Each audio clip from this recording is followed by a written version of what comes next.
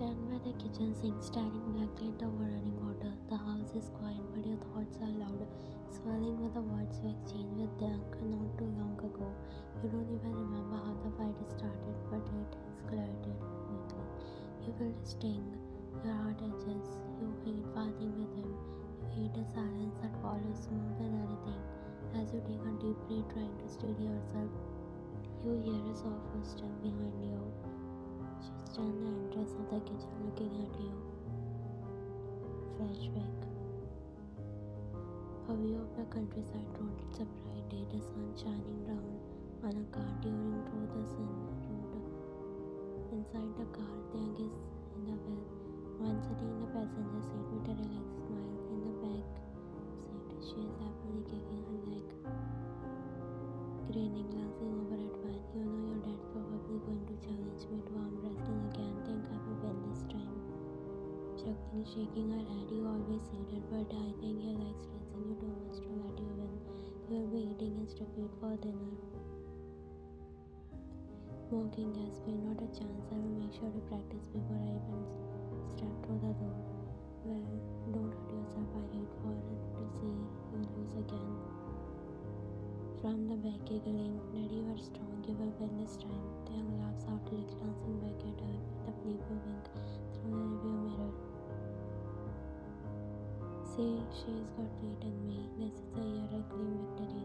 One cheek her head, her laugh deepening in the car. The scene continues as the family enjoys their time together to catch juice with Van teasing Tyang.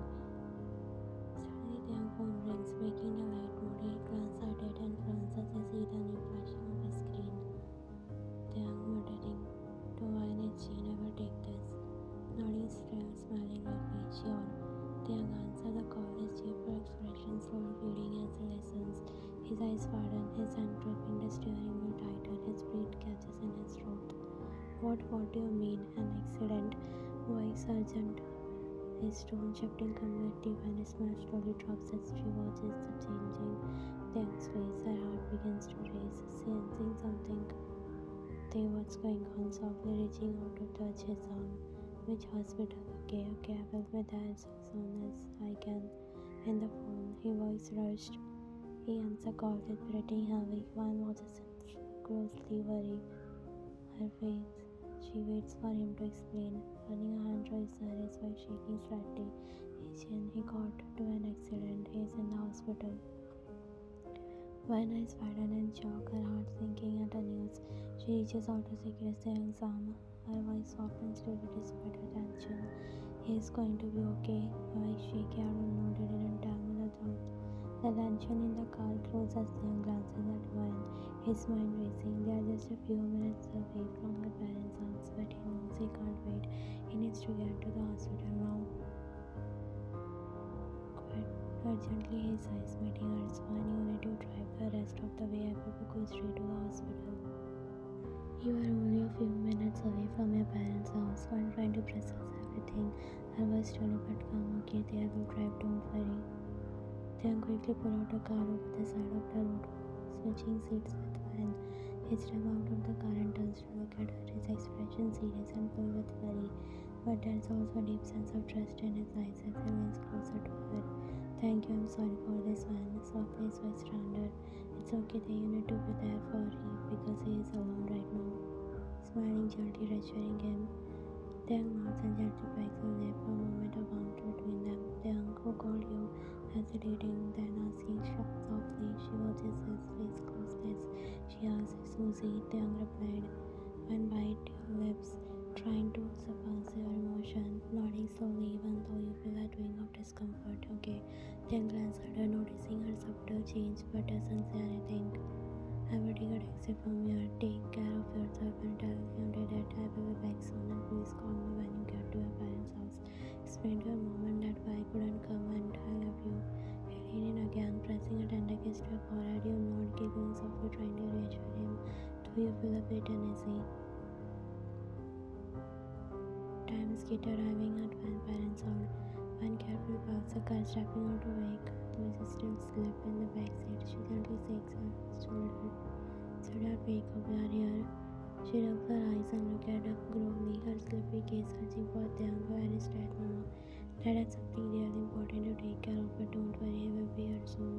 Smiling softly, try to comfort her. 3 hours later, inside Van parents' out, Van is sitting in the living room with her parents and sister.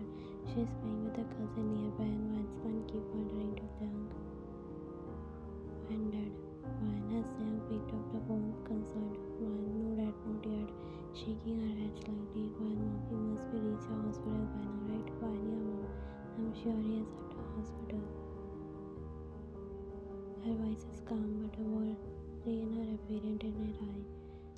Just then, Taeyang's phone finally rang. Van, pick up it up quickly. On the phone, hello Taeyang, I have been trying to call you. Her voice faltered as she heard a woman's voice on the other hand. Van, this is Susie, I have Taeyang's phone. Van, confused, her eyes began to raise. Taeyang, where is Taeyang and why do you have his phone? Susie, didn't he tell you Jennifer had an accident? Taeyang went to get dinner for me and left his phone with me. Your heart sings at her words, a sharp pang of insecurity cutting through you. When he come back, tell him to call me. Trying to hold back her emotion, her voice slowly but strained. She hangs up the quickly and trembling. Meanwhile, at the hospital, Taeyang standing outside Jen's hospital room, is visibly relieved as he talks to Susie, who is Jen's younger sister and an old friend of Taeyang. Susie has always harbored feeling. Susie, Jin Young is out of danger now. Can I get my phone back? Softly trying to keep things calm. Susie, who had been standing nearby, the tearful eyes nods and handsome his phone. She makes a sad face, her eyes filled. Yeah, the young man tried to call you earlier, but when I answered, she was rude to me. I told her you want to get dinner for me, and she snapped. Her voice quivered as tears began to fall. The young feels bad saying her like this. He knows she's pregnant right now with her brother having been in such a dreadful accident. Taeyang gives her a small, comforting smile and nods, trying to soothe her. I'm sure she just worried about me. I haven't called her since I got here. I get it, I shouldn't take it personally. After all, she is your wife and you are here for my brother, but still it hurts. Sniffing, wiping her eyes, her voice cracks with the sobs. She leans her head on Taeyang's chest, making him flinch slightly. He's uncomfortable but doesn't want to push her away in such a vulnerable state. He accidentally places his hand on her head, gently comforting her. Susie, I don't know what I would do without you. Taeyang feels a bit conflicted but tries to stay calm. He pets her head softly and speaks in a gentle tone. Don't worry, Susie, I'm here, but you should eat first, okay? You need your straightened. Susie, have you eaten anything? Taeyang shakes his head slightly, feeling a bit awkward in front of her. Come on, let's eat together. I don't really have much of appetite either, but maybe if we eat together, it will be easier. Taeyang hesitates for a moment, thinking about Van. He doesn't want her to wait any longer. Okay, but let me call my wife first, so they know stepping back a little. Taeyang dials Van's number and the call connects instantly. He's expecting to hear Van's voice, but instead, on the phone. Hello, Van. Dad, where are you exactly? Surprised but small at the sound of his daughter's voice. I'm just handling some work right now. What are you up to? Where is your mom? Mom is in the kitchen and playing with Soho. That's great. Yonde, can you give the phone to your mom? Yes, Dad, just wait. On the other side of the call, Yonde runs toward the kitchen with the phone. One is standing in the kitchen finishing up her dinner. Her mind keeps drifting to them. She now stays at a hospital with Susie supporting her because of Jen's accident. Susie in real pain and Van understands that she reminds herself not to overthink it. But a quiet sense of unease lingers as she reflects on the situation. One is distracted from thoughts by little footsteps. Exactly, Mama Daddy's on the phone. He wants to talk to you. Van quickly tries her hands and takes the phone. Finally, I was starting to worry. Is everything okay? Softly. His voice a bit distracted. Yeah, fine. Sorry for the delay. Things have been hectic. Jin Young's surgery took longer than expected, but is stable now. So they've been really shaken up, so I have tried to calm her down. Van exhales relief to her about Jin's condition. I'm glad Jen is stable. I know Suzy must be really upset. You are doing a good thing by staying with her. It's just has been a hard stay. I thought I had from you sooner. I'm sorry I was caught up helping her. She's got no one else here. Why not? I don't want to leave her alone. He said in a little guilty one, nods to herself, trying to remain calm. She understands his reasoning, but does repeated mention of Susie starts something uncomfortable within her. With the woman who was her feelings for him, especially during a vulnerable time, it's just unsettling. I get that I really do, but I can't drive this whole situation. It's just hard for me trying to overthink it. She doesn't want to sound insecure. She knows Susie's pain is genuine, but at the same time, she wishes the young was home with her and maybe it's selfish, but she can't shake this small nagging feeling in her chest. I understand when I really do. I wish there was a pause and my trust to accept his words, but a pause leaves a space for thoughts to drift. As Jason thinks of Susie laying out there for support, she lets out a small, self-conscious laugh, trying to lighten the mood. She knows that she has nothing to fear, but the whole situation still leaves her feeling for balance. Theo doesn't laugh, though his voice takes a more serious tone. One, you don't have to feel that way. I'm just trying to help. Jane and Susie is going through a lot. One feel a pang of guilt in her chest. She, of course, Susie is devastated and she shouldn't be making this about herself, but insecurity crept in anyway. She can't help but feel like she has been unreasonable even though her emotions are valid. Whispering, I know I'm sorry for bringing it up, I don't want to make this harder for you. There was a moment of silence on the other hand. One feels her heart hurt in her chest, sobbing she hasn't made things worse by bringing up her feelings. But before Tian can respond, Wine hears another sound, a soft voice in the background, barely audible. Carefully, still trying to stay calm. Was that Susie just now? Yeah, she has been upset all night. I just ordered something to eat. Softly trying to push it up. Right, I'm sure. I won't have a home as soon as I can. I love you. I love you too. Stay safe. They end the call, but Wine stands there for a moment, staring at her phone, and then she gets ready for the bed. Time is given to hospital where Tiang is seated beside Jin's bed. Jin is still unconscious, but his condition has stabilized. Tiang is exhausted, his mind heavy with the thoughts of Wan and back at her parents' house. He had promised Wan that he will call her back to things. Susie softly, with a tired voice, Tiang looked at her. His eyes meet Susie as she leans against the door frame. Her face looked drained, her eyes red from crying. Tiang feels strange. Susie, you should be resting. It's been a long night for you. Slowly walking closer, her step breaks. I can't think. Every time I close my eyes, I just see Jane him laying there, and it scares me. Soon as I down beside Jane, her head moved. She looked genuinely distressed, but there's a light hesitation in her movement. She tried to catch a reaction. Then softly, he's going to be okay, Susie. The doctor said he's out of danger now. You need to take care of yourself too. Her was trembling. She took a look at him. Her eyes filled with tears. I know, but I'm scared. Then what if something happens to him during the night? What if I wake up and his body leaves me like her parents? Her voice breaks and she leans into him, her head resting on his shoulder. They stiffen slightly, not wanting to make her uncomfortable, but pulling away. Susie, nothing going to happen. The doctor are monitoring him closely, safe now.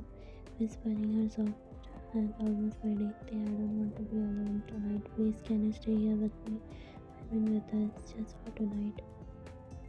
Tiang hesitated, his mind racing. He knows Susie is vulnerable right now, but Wan is waiting for him, expecting him to come home. He doesn't want to break his promise to Wan, but at the same time he feels obligation to help Jin and his sister through his difficult moment.